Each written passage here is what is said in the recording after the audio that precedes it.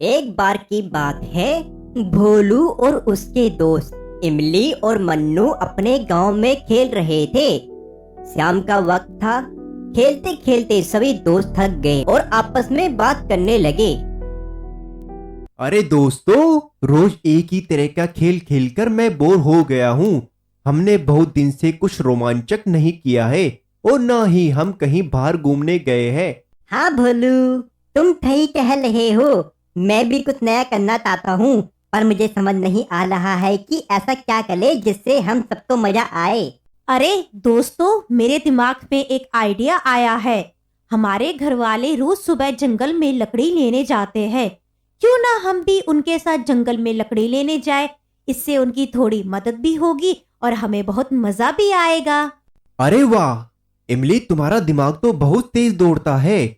बिल्कुल सही कहा तुमने।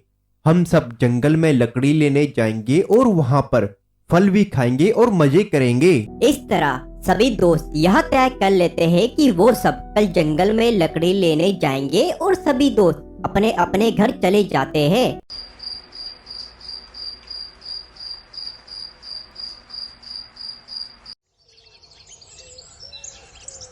अगले दिन की सुबह होती है। गांव के सभी लोग अपने अपने काम में लग जाते हैं।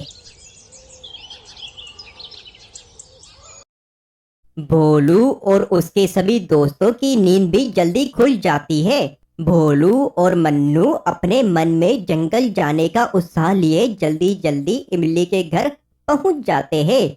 उधर इमली भी अपने माता पिता के साथ अपने दोस्तों की प्रतीक्षा कर रही होती है।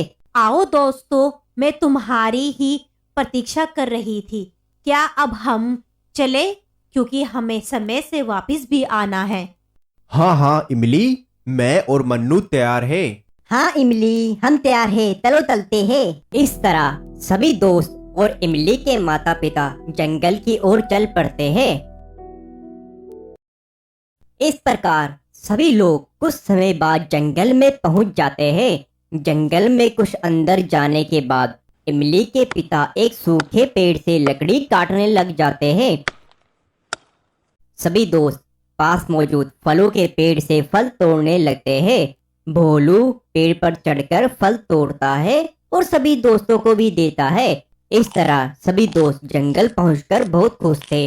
वो सभी फल खाते हैं और खूब मौज मस्ती करते हैं।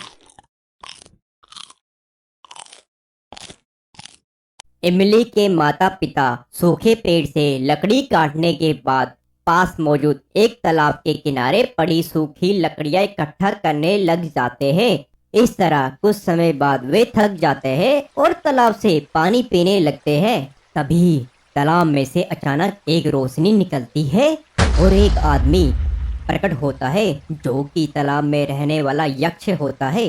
अचानक उसे देखकर माता पिता डर जाते हैं और चिल्लाने लगते हैं। यक्ष उन्हें अपनी शक्ति से रस्सियों से बांध देता है और बोलता है, तुम लोगों ने बिना मेरी आज्ञा के मेरे स्थान से लकड़ी उठाई है और पानी भी पिया है। कोई भी मेरी बिना आज्ञा के मेरे स्थान से लकड़ी नहीं उठा सकता और ना ही पानी पी सकता है। यह मेरा अधिकार है। मैं यहाँ का स्वामी हूँ।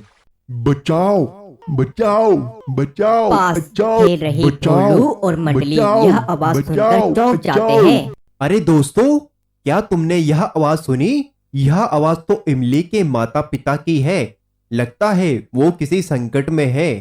चलो दोस्तों, यह आवाज तालाब की तरफ से आ रही है, जल्दी चलो। सभी दोस्त दौड़कर तालाब के पास पहुंच जाते हैं। इमली के माता पिता को बंधक देखकर इमली और मन्नू डर जाते हैं, लेकिन भोलू बड़ी बहादुरी से यक्ष से कहता है, यक्ष देवता, मेरा प्रणाम स्वीकार करे। आपने इमली के माता पिता को बंधक क्यों बनाया है? इसमें उनका क्या कसूर है? अरे मूर्ख बालक, इन्होंने मेरे स्थान से बिना अनुमति के लकड़ी उठाई है और पानी भी पिया है। लकड़ी उठाने और पानी पीने में क्या अपराध है? यह तो हर किसी का अधिकार है। इसमें कोई अपराध नहीं है। कृपया आप इनको छोड़ दे। यदि तू इतना ही समझदार है तो मेरे 3 प्रश्नों का जवाब दे। मैं इन्हें छोड़ दूंगा और यदि नहीं दे पाया तो तुम्हें भी पकड़ लूंगा। मैं तैयार हूँ, आप प्रश्न पूछिए। ठीक है, मेरा पहला प्रश्न, आकाश से ऊंचा कौन है? आकाश से ऊंचा पिता होता है। मेरा दूसरा प्रश्न, हवा से भी अधिक तेज गति किसकी है? हवा से भी अधिक गति मन की है। मेरा तीसरा प्रश्न, सबसे बड़ा धर्म क्या है? दया सबसे बड़ा धर्म है। अरे वाह बालक, तुमने हमें प्रसन्न कर दिया। सभी प्रश्नों का सही उत्तर दिया। तुम इसके बदले मुझसे कोई वस्तु भी मांग सकते हो। नहीं यक्ष महाराज, आप केवल माता पिता को छोड़ने की कृपा करें, मुझे कुछ नहीं चाहिए। हाँ बालक, वास्तव में मैं किसी को भी नुकसान नहीं पहुंचाता। मैं केवल लोगों को प्रकृति का आदर करना सिखाता हूँ। मैं तुमसे प्रसन्न हूँ, इसलिए मैं तुम्हें यह सोने की कुल्हाड़ी उपहार में दे रहा हूँ और माता पिता को भी छोड़ देता हूँ।